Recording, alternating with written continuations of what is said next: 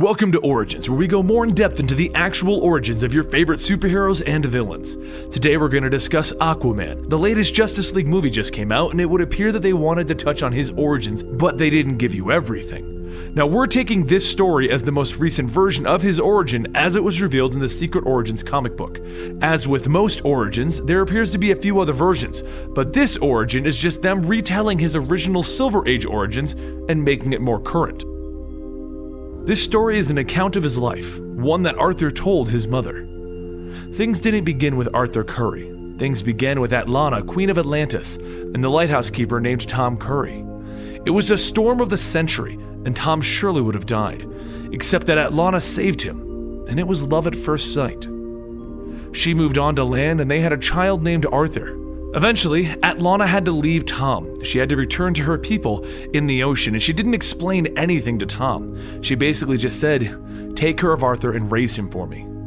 So, Tom did just that, and he didn't hold it against Arthur either. He gave the boy everything that he could, and he gave him a happy life. But eventually, Arthur was drawn to the ocean, and the two quickly learned that Arthur had some very interesting abilities, such as breathing underwater and an increased ability to swim. Wanting to understand what was happening, Tom sought out help. He didn't know what Atlanta was, and he wanted to understand what his son was. But it was never for selfish gain.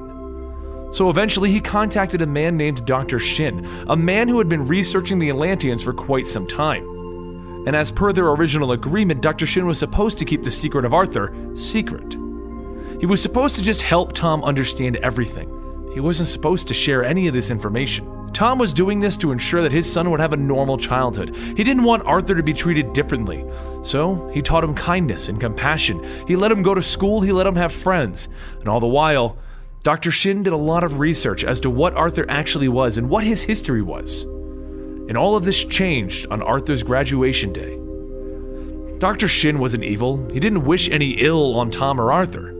But to Tom's shock, Dr. Shin intended to publish his findings on Arthur and the Atlanteans now that Arthur was 18. Tom just said it was too soon. He didn't want it to be revealed to the world yet. But Dr. Shin said that they had already agreed that he could do this when Arthur was of age.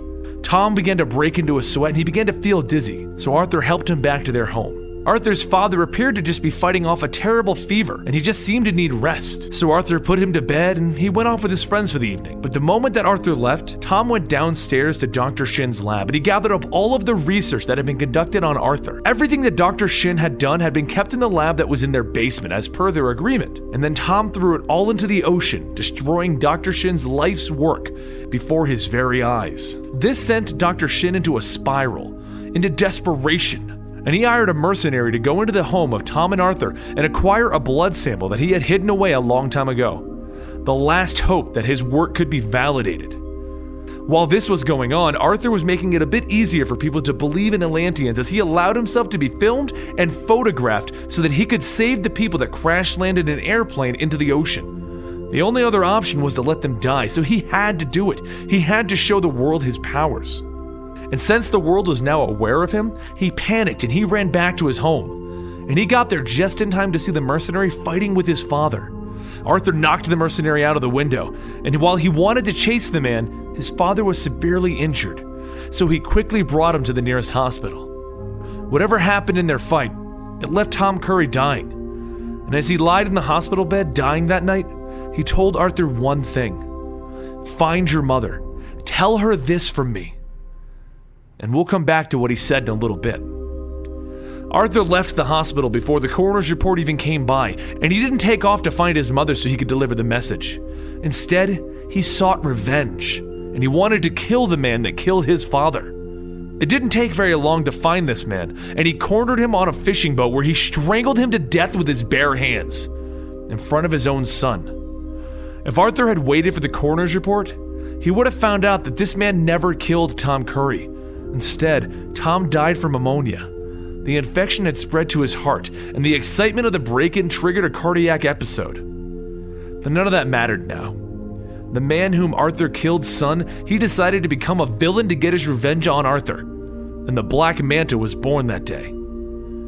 Arthur didn't know what to do at this point, as the world knew of his powers, and they all started calling him Aquaman. Eventually, he sought out others just like him, Atlanteans who were on land, and they brought him to Atlantis, to his home. It was here that Aquaman learned that he wasn't just the son of an Atlantean. He was the son of the Queen of Atlantis, and they welcomed him with open arms.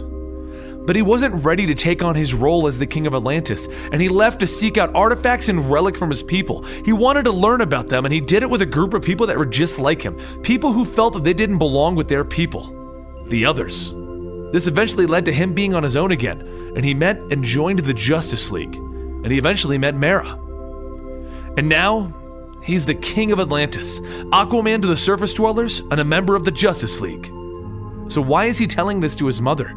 She obviously knew all about this. Well, she died long before he was able to ever get to Atlantis, and he was recounting his tale to her tomb, all so he could deliver the final message from his father, finally, after all of these years. His father wanted his mother to know that all that time he never stopped waiting, and he never stopped loving her.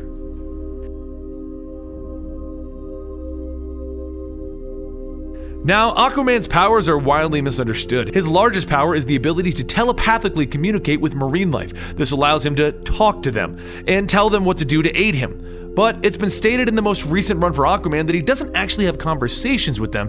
He just tells them what to do, and they're not smart enough to actually talk back to him. Outside of that, he can breathe underwater, he has superhuman durability, superhuman strength, and he can swim at extremely high speeds. He can also see in total darkness, and he has a version of sonar that will help him navigate through such situations.